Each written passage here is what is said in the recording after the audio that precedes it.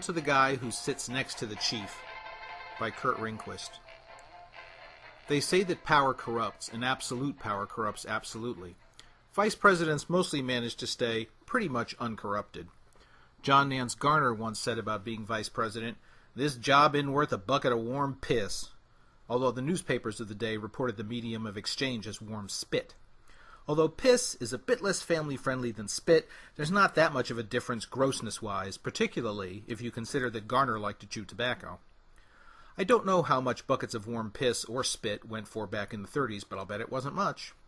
The very first vice president, John Adams, said that the job was the most insignificant office that ever the invention of man contrived or his imagination conceived.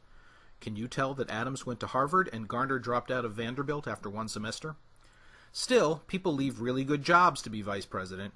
Garner was the Speaker of the House when he decided to become FDR's running mate in 1932, and Lyndon Johnson in 1960 was the Senate Majority Leader, and probably the second most powerful man after Ike, who largely used his most powerful man in the free world status to get really good tea times.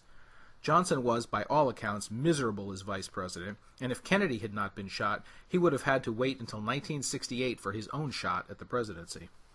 Many times, men and women, there have been 2 women, accept the vice presidential nomination with the idea that they will get the big job in 8 years, or 4 if your running mate's Jimmy Carter. In practice, this doesn't happen much. Under the system we've had since the early 1800s, where the VP is automatically the running mate of the winning presidential candidate, this scenario has happened exactly twice. Martin Van Buren made it in 1836 after one term as Veep, and George Bush, the elder, got the big job in 1988 after sitting in Ronald Reagan's pompadoured shadow for 8 long years. Richard Nixon was elected president after 8 years in the back seat, but he had to wait another 8 years in the political wilderness before he made it. Nixon never ever did anything the easy way his entire life.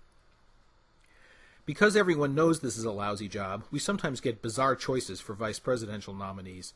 In 2008, for reasons best known to himself, John McCain agreed to what was surely some sort of prank on the part of his staff and brought onto the ticket a relatively comely young woman whose previous governmental experience consisted of being the mayor of a small town in Alaska and then the recently elected governor of that state, and keeping an eye on Russia from her porch.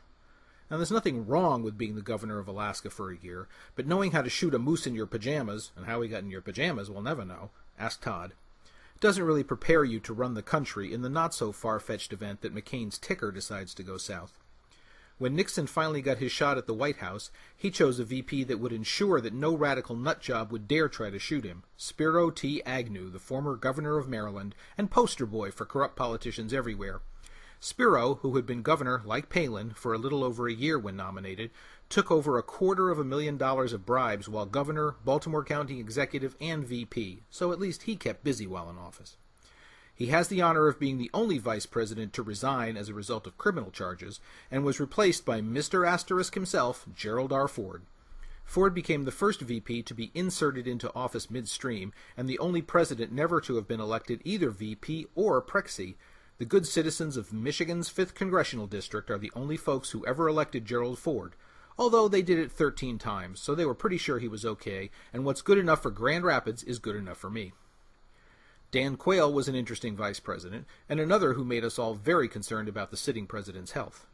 The proper spelling of vegetables aside, my favorite bit of Dan Quayle's 4-year-long vaudeville routine has to be when he said, "The Holocaust was an obscene period in our nation's history." No, not our nation's, but in World War II. I mean, we all lived in this century. I didn't live in this century, but in this century's history. I don't believe Dan Quayle's stupid. I just think he has trouble speaking coherently and thinking on his feet, and why would a vice president need either of those skills?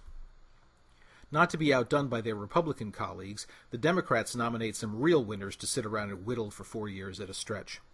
They have seemed to use the VP nod as some sort of unemployment program, nominating a total of 15 former somethings for the office. Former senators, former congressmen, former ambassadors, former dog catchers. If you're out of work, I strongly suggest you check into whether Joe Biden is still interested in a second term. If not, update your resume right away and send it to President Obama, because you may have a shot at an easy job with a free place to live and your own airplane.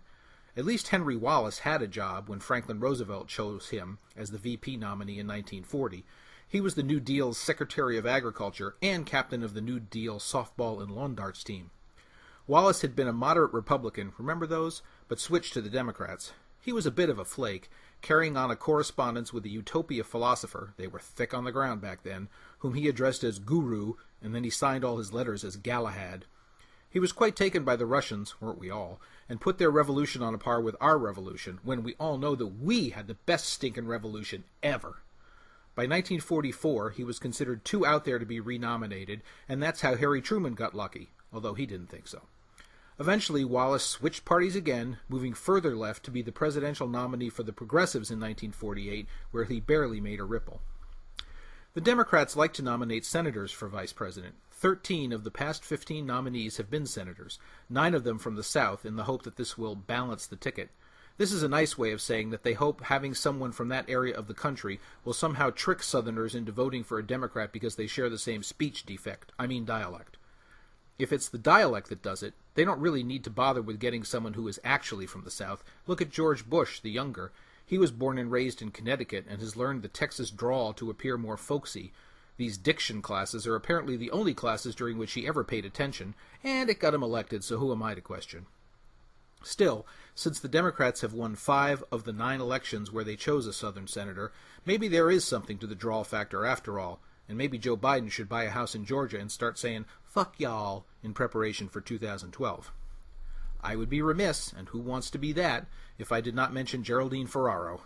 When she was nominated as the very first woman to appear on a major presidential ticket, coincidentally as the running mate of the very first man nicknamed Fritz to be nominated for president, it was a very big deal, and deservedly so. What most people forget is that although Sarah Palin now shares the honor of being a woman nominated for Veep, Geraldine Ferraro remains to this day the only Italian-American, male or female, to be nominated on a major party ticket for either president or vice president. That certainly seems like some sort of oversight to me, although the Democrats begged Mario Cuomo to run back in '92, but he demurred as only Mario Cuomo can demur. As gross as this sounds, let's touch on Dick Cheney for a bit. Here's a man who was put in charge of the search committee to find George Bush the Younger a running mate in 2000. Well, he searched, and he searched, and he searched, and eventually he found, well, him. I'm sure he conducted a rigorous interview with himself and had himself thoroughly investigated by himself before presenting himself as his own recommendation. Bush said, "Well, Dick, if you're good enough for you, you must be good enough for me, so tell yourself you're hired." This set the tone for the next 8 years.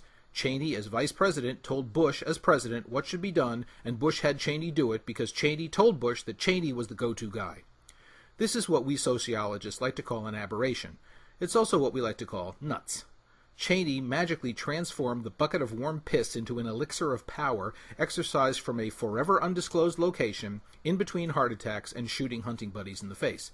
It was the apex of the vice presidency. Thank goodness Joe Biden has brought the office back to earth and seems happy to preside over the Senate and whisper swear words into the president's ear when he thinks the microphone's off.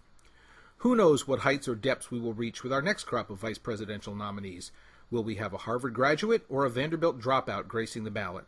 Will he or she cry in the snow, like Ed Muskie, or be forced to quit the ticket because he once went to see a shrink like Tom Eagleton? Or will the VP nominee just stand there, blinking in the sunlight like poor Admiral Stockdale in 1992, unaware of what intrigues swirl around him, and, if he happens to get elected, marking time until the term is up, hoping against hope that the president does not catch a cold or step in front of a moving bus? I'm not sure that a vice president really wants to be president because, even though the job ain't worth a bucket of whatever disgusting fluid you choose, the promotion can be even worse.